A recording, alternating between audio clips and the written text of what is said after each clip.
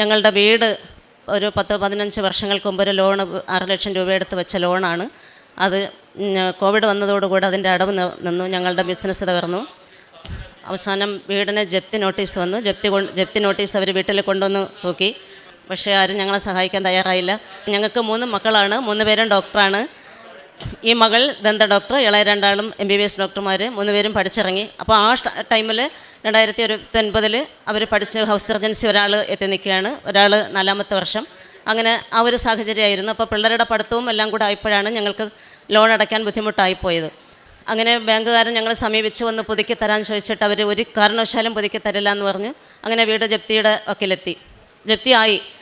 ആ സമയത്താണ് ഒരു ചേച്ചി, ഞങ്ങൾ എപ്പോഴോ കണ്ടൊരു പരിചയമുള്ള ഒരു ചേച്ചി എന്നെ കാണുകയും അവർ മാതാവിൻ്റെ കൃപാസന മാതാവിൻ്റെ കാര്യങ്ങളെപ്പറ്റി പറയും. നിരന്തരം അവർ എന്നോട് പറഞ്ഞു, ഒന്ന് പോയി നോക്ക്. അപ്പോൾ എനിക്ക് മനസ്സിലായി ഇത് അമ്മ എന്നെ ഇങ്ങോട്ട് വിളിക്കുകയാണെന്ന് മനസ്സിലായി. ഇതെല്ലാം തകർന്ന് ഞങ്ങളിവിടെ വന്ന് മുട്ടലിരുന്ന് പ്രാർത്ഥിച്ച അമ്മ എനിക്കൊരു സമാധാനം തരണം, ഞങ്ങളുടെ വീടാണ്, എൻ്റെ കുട്ടികൾക്ക് വേറെ ഒന്നുമില്ല.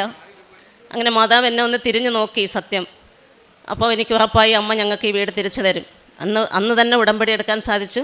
ഞങ്ങൾ ഉടമ്പടി എടുത്തിട്ട് വീട്ടിൽ പോയി. അന്ന് മുതൽ ഞങ്ങൾ എൻ്റെ മാതാവിൻ്റെ കാശ് രൂപവും ഈ ഉടമ്പടി വസ്തുക്കളും കൊണ്ടുള്ള ഒരു പോരാട്ടമായിരുന്നു. ഞങ്ങളുടെ ആയുധം അത് മാത്രമായിരുന്നു.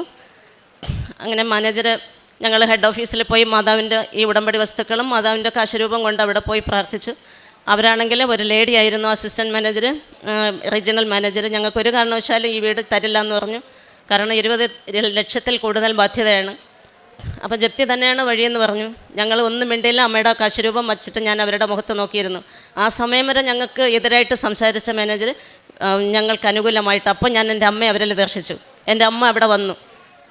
അവരുടനെ തന്നെ ബ്രാഞ്ച് മാനേജറെ വിളിച്ച് പറഞ്ഞു ഇവരുടെ മകൻ്റെ പേരിൽ ആ ലോണ് പുതുക്കി കൊടുക്കാൻ പറഞ്ഞു. അപ്പോൾ മകനാണെങ്കിൽ ആ സമയത്ത് ഹൗസ് സർജൻസി കഴിഞ്ഞ് ഒരു പ്രൈവറ്റ് ഹോസ്പിറ്റലിൽ ജോലിക്ക് ആ സമയം കയറിയിട്ടേ ഉണ്ടായിരുന്നുള്ളൂ. 3 മാസമായിട്ടുള്ളൂ. ഒരിക്കലും ഒരു കാരണവശാലും ഒരു സാലറി സർട്ടിഫിക്കറ്റ് ഹോസ്പിറ്റലുകാർ തരില്ല. പക്ഷേ ഈ കാശ് രൂപം കൊണ്ട് ഞാൻ അവൻ്റെ അടുത്ത് കൊടുത്ത് വെച്ചിട്ട് ഞാൻ പറഞ്ഞു മോനൊന്ന് ശ്രമിച്ച് നോക്ക്, അമ്മ വരും നമ്മുടെ കൂടെ. അങ്ങനെ ഞങ്ങളൊരു പോരാട്ടം തന്നെയായിരുന്നു. അമ്മ ഞങ്ങൾക്ക് വേണ്ടി പോരാടി. അതിൻ്റെ ഫലമായിട്ട് 3 മാസം പോലും ജോലിയിൽ കയറി 3 മാസമായിട്ടേ ഉള്ളൂ സാലറി സർട്ടിഫിക്കറ്റ് തന്നു. കാരണം നല്ല ഒരു സാലറിയുടെ സർട്ടിഫിക്കറ്റ് കാണിച്ചാൽ മാത്രമേ ഞങ്ങൾക്ക് ലോൺ പുതുക്കി തരും.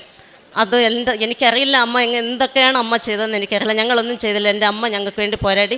എൻ്റെ കൃപാസന അമ്മ ഞങ്ങൾക്ക് എൻ്റെ ജീവനോടെ പ്രത്യക്ഷപ്പെട്ട എൻ്റെ അമ്മ എന്നെ അവിടെ പോവാറ് കിടന്ന് എന്നെ ഇവിടെ കൊണ്ടുവന്ന് എനിക്ക് ഉടമ്പടി എടുപ്പിച്ച് എൻ്റെ അമ്മ ഞങ്ങളുടെ കൂടെ വന്ന് ഞങ്ങളുടെ ആ വീട് ഞങ്ങളുടെ ആകെ ഒരു സ്വത്താണ് എൻ്റെ മക്കൾക്ക് വേണ്ടിയിട്ടുള്ള വീട്.